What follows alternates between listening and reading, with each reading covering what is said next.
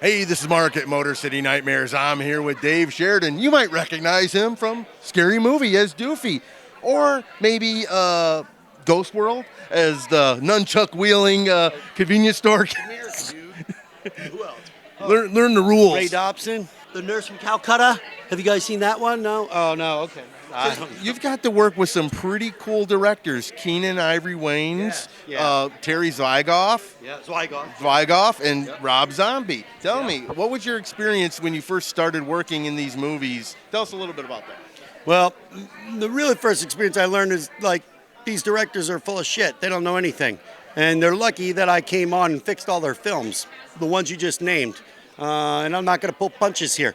And if you got a problem, and I'm going to say something to Rob Zombie out there, I will meet you in the ring anytime. Anytime in the ring. Keenan Ivory Wayans, no, I know you do the MMA fighting, and Terry Zweigoff, two hands tied behind my back. I hear, you got problems with me. Fuck off. Is that this? That's not this interview. Oh, I thought we were a wrestling thing. No, it's been awesome, dude. I love filmmaking. I've been doing it since I was like 5 years old, and it's a lot of fun. Yeah. It's better than working a regular job. I can't work a regular job. Do you see who I am? I'm freaking nuts. I'd be fired off of your job thing, and it's like you're barely real. You know what I mean? It's like you could set your own hours and stuff. Can you imagine me like delivering for UPS or something, right? Crazy. Now, with Scary Movie, did you ever, after the movie came out, did you ever get any feedback or meet David Arquette about your character interpretation? Yes, several times. I actually just told somebody the first time I met him. I actually lived next door to him in LA prior to Scary Movie on Gower Street. But I didn't actually meet him. He'd come and go. I just rented a house next to his family's home. But then I was invited to a premiere of Tripper, which is a movie he directed. I think he might have wrote it and directed it, and Paul Reubens is in it. If you haven't seen Tripper, I love the film. It's a horror movie. It's set in 1982. Ronald Reagan character is the main killer, and it's like the anti-drug, don't do drugs. And Paul Reubens is like a, what is that? What's that festival, the music festival in the 60s? Woodstock. It's like a Woodstock thing. It's out in the woods, but somebody doses the water with acid, so everyone's tripping out, which is why it's called Tripper. And then the Ronald Reagan character is killing everybody, and Paul Reubens is trying to escape with the money. And it's a great performance by Paul Reubens. It's a really great movie. We're here at a horror convention. I've never once seen anybody with the Tripper stuff, and I've done conventions with David Arquette. So here's like a photo of, we did a little photo op of him and I tell him how much I love that movie. It's great that he's got a great sense of humor about it. Yeah, well, you don't have a career like this without having a sense of humor. Oh, you're talking about him? Oh, yeah. Him too, though. Yeah, no, and so, but I would say this. He was on the red carpet. He's wearing this white suit, and it's splattered in blood. He was like in this, and he was so kind. He was greeting everybody on the red carpet that was coming to the movie. And then he sees me, and I just come up to him. I go, "Hey, Dave." And before I even got my name out, he just went, "I know who you are. I know who you are."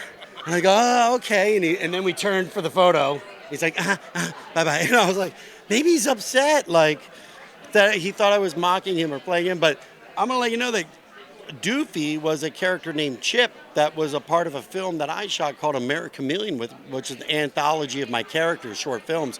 And Miramax saw this tape would rotate around. Back then it was VHS tapes, and it would just get dubbed and dubbed and dubbed. And they saw that and said, "Hey, that's our Doofy. We could just have that guy play this character, Chip." So that's where it all came from. I wasn't making fun of David Arquette. I was just playing my character that existed for about 10 years before. So you went from a parody of a horror movie to a serious horror movie, The Devil's Rejects. How did you end up getting that gig? Okay, so I think that one directly came out of some Red Hot Chili Peppers music videos that I did, where I played the cab driver. And Rob saw those music videos, and he was like, "Oh, I like that guy." And then maybe he saw Ghost World. And then they said, "Oh, it's a guy from Scary Movie." And, "Oh, okay, like, let me have a meeting with him." And then that was it. And Rob was really putting together one of the best pound-for-pound casts outside of a Quentin Tarantino movie. You know, what was that one Quentin Tarantino movie with? Yeah, that one. Like, I would put Devil's Rejects up there with Pulp Fiction on who's got the better ensemble cast. Incidentally, that was one of Tarantino's favorite movies of that year. Was it 2009 it came out? Devil's Rejects, 2005.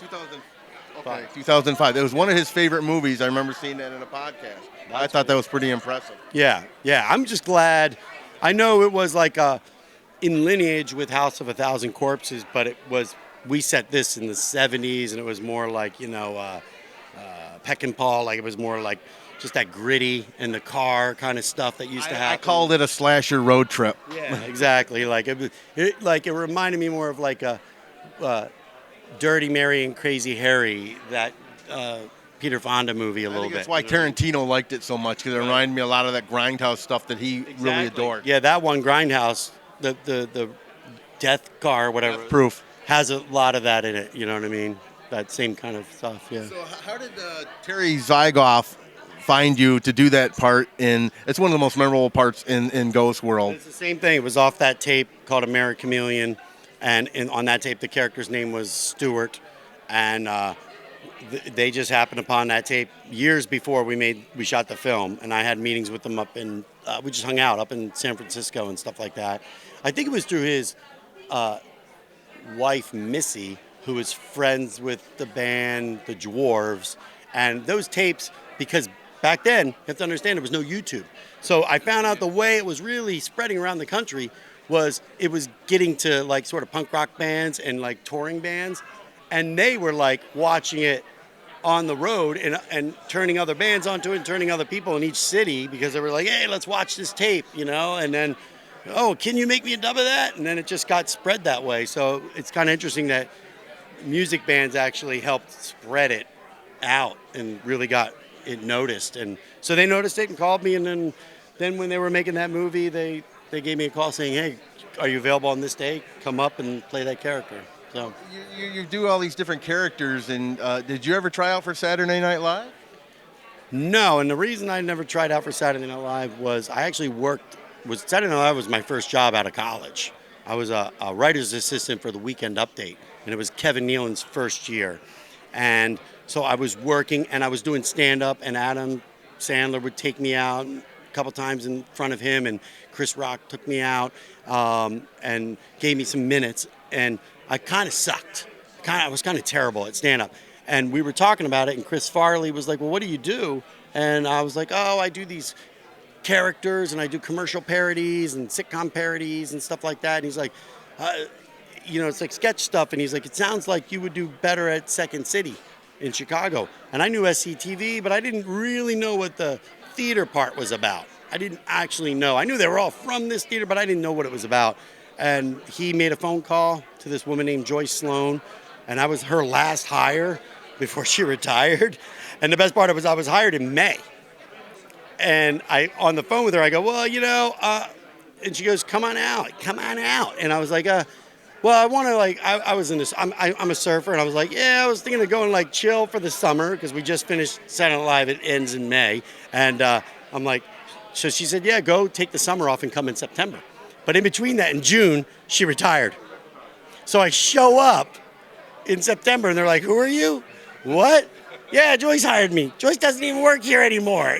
She retired. She did work there still. She was one of the founders, so they gave her an office.